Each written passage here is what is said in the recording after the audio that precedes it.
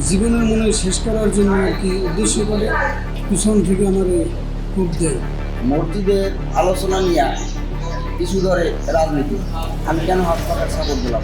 একটি মসজিদের হিসাব চাইতেই ভয়াবহ হামলা, দেশীয় অস্ত্র, রামদা আর চাপাতে নিয়ে ঝাঁপিয়ে পড়ল একদল হামলা। তালতলির ছোটবগি ইউনিয়নের গাবতলী গ্রামে কি ঘটেছে শুনলে আপনি অবাক হবেন। অভিযোগ উঠেছে ইসলামী আন্দোলন বাংলাদেশের কর্মীদের উপর হামলা চালিয়েছে স্থানীয় এক ব্যক্তি ও তার সহযোগীরা।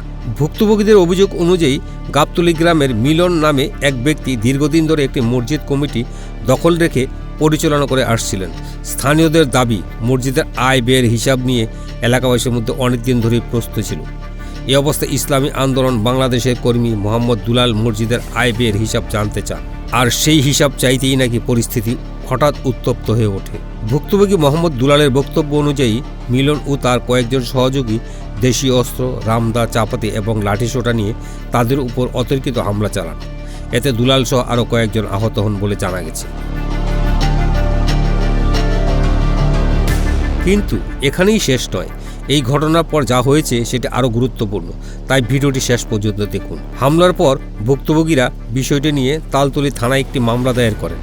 এ বিষয়ে তালতলী থানার ভারপ্রাপ্ত কর্মকর্তা জানান, অভিযোগটি তারা গুরুত্ব সহকারে দেখছেন এবং আইন অনুযায়ী ব্যবস্থা গ্রহণ করা হবে। এদিকে স্থানীয়দের মধ্যে এই ঘটনা নিয়ে ব্যাপক আলোচনা ও উত্তেজনা দেখা দিয়েছে। অনেকেই বলছেন, মসজিদের মতো পবিত্র জায়গা নিয়ে এমন সংঘর্ষ সত্যিই দুঃখজনক। আপনার কি মনে হয়, মসজিদের আয় ব্যয়ের হিসাব চাইতে গিয়ে যদি এমন হামলার ঘটনা ঘটে, তাহলে এ ধরনের সমস্যার সমাধান কিভাবে হওয়া উচিত? আপনার মতামত অবশ্যই কমেন্টে লিখে জানাবেন। ধন্যবাদ।